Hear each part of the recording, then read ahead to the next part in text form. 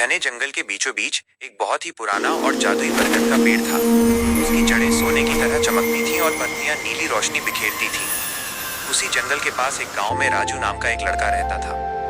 एक दिन जंगल में घूमते हुए उसने उस जादुई पेड़ के पास एक चमकती हुई सोने की बांसुरी देखी। राजू ने बांसुरी उठाई और उसे बजाना शुरू किया। उसकी धुन इतनी मधुर और जादुई थी कि जंगल के सभी जानवर, हिरण, मोर और खरगोश उसके पास आकर शांति से बैठ गए और संगीत सुनने लगे। राजू उस जादुई बांसुरी को अपने गांव ले गया।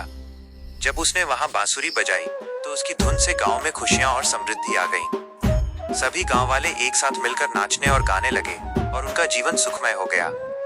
गांव की खुशहाली की खबर एक लालची व्यापारी सेठ धनीराम तक पहुंची। राजू और उसकी जादुई बांसुरी की प्रसिद्धि सुनकर उसे बहुत जलन हुई। उसने मन ही मन उस बांसुरी को हासिल करने का फैसला कर लिया।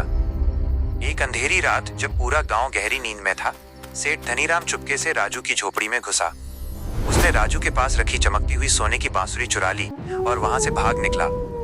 अगली सुबह धनीराम उसी जादुई बरगद के पेड़ के पास गया। उसने सोचा कि वो भी राजू की तरह जादू पैदा कर सकता है। जैसे ही उसने बांसुरी बजाई, एक भयानक आवाज निकली।